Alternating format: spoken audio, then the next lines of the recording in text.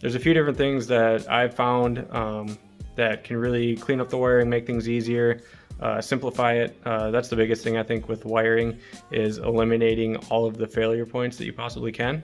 You know, if you've got less parts to fail, chances of them failing are obviously less. So it can be the difference between a successful weekend at the track or laying on your back under the dash all weekend trying to diagnose your wiring. One of the things that I found that helps a lot in not only simplifying the wiring but also just really cleaning things up is these MSD solid state relays. They basically have 4 separate channels in them. I think you can run, these ones are 35 amp. I think the standard ones are 20 amp. So depending on what you're using it for, you can get the different average. I've got the 2 relays here which control everything in the back half of the car. So we've got water pumps, cooling fans, fuel pumps. We got 3 fuel pumps. And then we split it up. We got another one up front, which is controlling everything in the front of the car. We got headlights, wipers, alternator, power trigger wire. And then I've got one extra one for whatever I decide to use it for. So it makes, not only do you have, the less wires, but you have shorter wires as well, because you don't have a power wire going from a relay system under the dash or wherever you end up putting it all the way to the opposite side of the car. It makes things easier and a little less cluttered. If you haven't done it, someone that has had to diagnose something at the track, and you look under the dash and it's just a rat's nest of 17 different red wires that you have to try and search for, if you're getting power, where are you getting power? It's always stuff you did 2 years ago, so you never remember where stuff is. One thing that I did you can see on all the relays, I've got labels. It would be relay number 1, we got 2 and 3, and then we've got labels on each of the outputs, so we know exactly where power is going to. This makes it easy if we need to, say we've got a fan that quits working. So this fan isn't working anymore. We want to make sure that, it's not something in the relay. So we can simply just jump power here to here that bypasses the relay. And then if it still doesn't work, probably either going to be in the circuit to the fan, or it's going to be the fan motor itself. Makes, a quick, simple fix like that when you have a big mess of wiring somewhere else. The difference between, having a full day at the track and having fun, or like I said, laying under the dash all weekend. So I'll kind of go over how I set all the electrical system and wiring harness up in this car. I like to kind of lay out the major components first. So we got the ECU here. We've got relays for the rear of the car, relay for the front of the car, and then this whole thing is based off of, this is an LS2 wiring harness, so the terminated engine harness. Holly makes that. It makes things really easy. You've already got, pre-terminated harness. It's basically plug and play. And then from there, I kind of wire everything else. I use their flying lead harnesses. So you typically, like the LS harness is just going to be these 2 plugs here.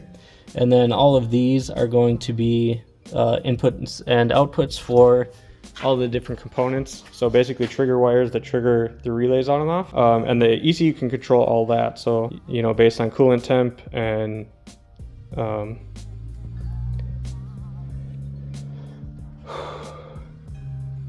so the ECU controls all of that. So like based on coolant temp and engine RPM, things like that, it'll control water pumps, cooling fans, fuel pumps. The fuel pumps are actually, those are brushless pumps, so they've actually got 2 speeds in each pump. So basically we've got 4 different fuel pump settings based on, engine load or however much fuel we need really. And then another cool thing that I did in this car. So again, like I said, keeping everything as simple as possible. You can see there's no fuse panel. Not a fuse panel. There's no switch panel in this car. We've got one plug right here, which goes to the power button on the dash, and I'll plug that in and kind of show you how this works. I went and eliminated a bunch of wires. You can see obviously no switch panel. We have one power wire here.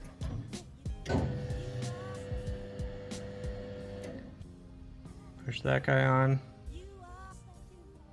And then we have all of our switches on the dash. So a lot of the Holley dashes, you can do this with the virtual switch panels. And they're basically, it's just controlled off of CAN data straight to the ECU. So rather than having a power and ground for all of these wires, we just have the 2 or 4 CAN wires going from the ECU, or from the dash down to the ECU, and we're able to control everything off of that. Another way to eliminate probably another 16 or so wires from the wire nest under your dash. I love that button. So good. And then another thing I did on this car was actually mounted. So we've got floor mount pedals. I don't know if I showed any of that. Let's see.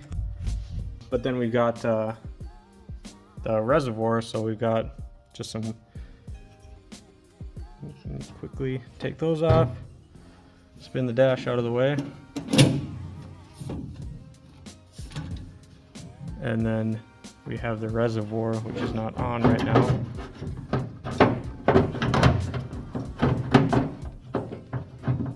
2 hours later. Got the reservoir. So this is the reservoir for all of our brakes and our clutch. It'll just be mounted right behind the screen here. So it'll make, I don't know if anyone else has the issue, but when it's on the hoist and you have to try and keep the brake master full on a normal car and try and bleed stuff, and then you end up running into no fluid in the reservoir, then you got to rebleed it and it sucks. So nice and easy, don't have to get out of the car and check everything as you're bleeding it. You can just keep it filled for that stuff. Kind of show you some of the new. We got the roof here, actually made by another Pro Spec driver, Cody Buchanan up in Fargo. He made the mold for these carbon roofs. Turned out really good. It's just no hardware in it. It's just straight. We got to grind the paint off, and then it's just epoxied with like a panel bond. Wraps all the way around the back, and then up front, it wraps underneath the windshield, so we should never have to worry about it coming up. Another thing that I got done, obviously I got the hood pins, or the hatch pins, I guess you'd call them. I got the rear bumper support mounted. So this, basically the bumper, the top lip of the bumper, if you have nosies or whatever, it's got like a little lip that goes over, so that rests on here. And then the bumper will just get zip tied onto the over fenders on either side. This gives it a really good support. It's small enough that it can, if you do bump into anything, it just bends out of the way. But it's also relatively strong and will give the back end, you know, a sturdy feel. Relatively simple. It's just mounted with some M6 hardware on these little fabs, or the tabs from Cloud Culture. And then on the other car, I had the pins for the hatch were actually mounted to the chassis out here. But then every time I would get into something and it would bend the chassis, the hood pins would be off and we'd have to rebend stuff, and it was just a pain in the butt. So hopefully with it being on there, and they're longer, so if we do need to bend them, you know, they're relatively easy to bend around. Up front, I did kind of the same thing. This is 3/16 rod, and all of it's just bent by hand. It's thin enough that you can just kind of bend it. This is a little different than the other car. The other car I had the square tube structure up front, and then it had kind of a separate support for the bumper. Once I get them, I'll kind of show you guys how it works, but this kind of, you can see how it kind of arcs up. This follows right at the edge of the hood, and then I run these little pod headlights. They're nice and durable. Then we run just a plastic acrylic headlight cover. So that'll zip tie right over this here, and then go down and zip tie to the fender. So it gives it a good structure. Acts is basically a bumper support, and then a headlight support, and kind of all in one. Nice and simple. If it does bend, it's easy to bend back, and lightweight. It works. So